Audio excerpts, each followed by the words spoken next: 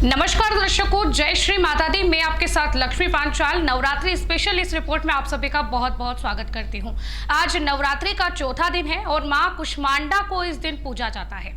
मां कुष्मांडा की क्या वह कथा है जिसे पढ़ने से, जिसे जानने से सभी समस्याएं दूर हो जाती हैं, वह आज के दिन आपको भी सुनना और पढ़ना बहुत जरूरी है। तो चलिए इस रिपोर्ट में हम आपको मां कुष्मांडा की कथा सुनाएंगे।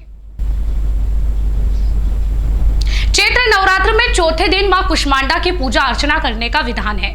धार्मिक मान्यता के अनुसार मां कुष्मांडा की सच्चे मन से पूजा करने से साधक को जीवन में सभी सुखों की प्राप्ति होती है और देवी सभी मुरादें उनकी पूरी करती है।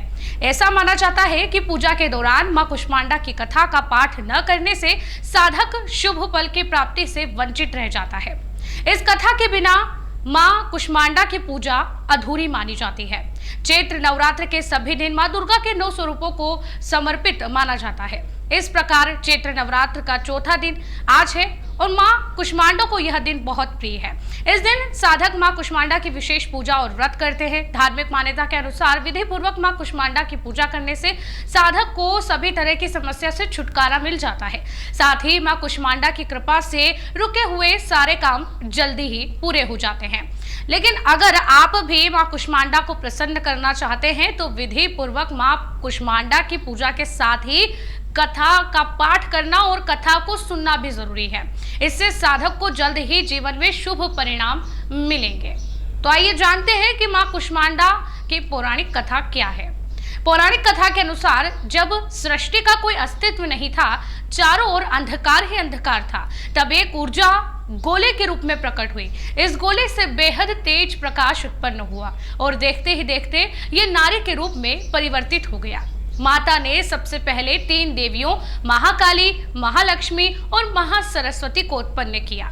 महाकाली के शरीर से एक नर और नारी उत्पन्न हुए। नर के 5 सिर और 10 हाथ थे, उनका नाम शिव रखा गया। और नारी का 1 सिर और 4 हाथ थे, उनका नाम सरस्वती रखा गया। महालक्ष्मी के शरीर से एक नर और नारी का जन्म हुआ। नर के 4 हाथ और 4 सिर थे, उनका नाम ब्रह्मा रखा गया और नारी का नाम लक्ष्मी रखा गया। फिर महासरस्वती के शरीर से एक नर और नारी का जन्म हुआ। नर का 1 सिर और 4 हाथ थे, उनका नाम विष्णु रखा गया और महिला का 1 सिर और 4 हाथ थे, उनका नाम शक्ति रखा गया।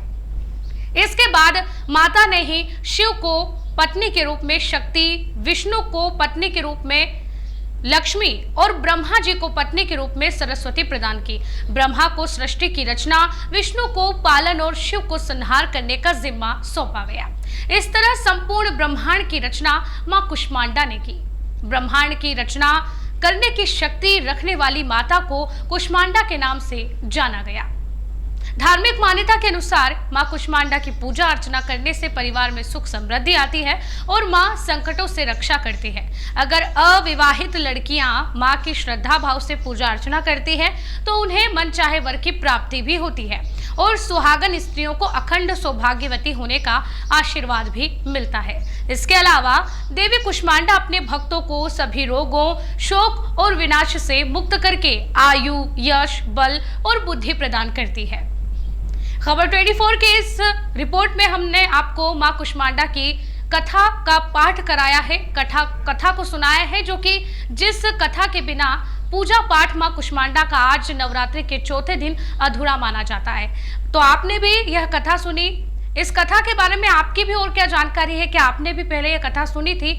आपका इस बारे में क्या कहना है, हमें कमेंट में जरूर बताइए। और आपको किस तरह की खबरों को सुनना, देखना पसंद है, हमें कमेंट में जरूर बताइए। और खबर अच्छी लगी हो तो लाइक जरूर करिए।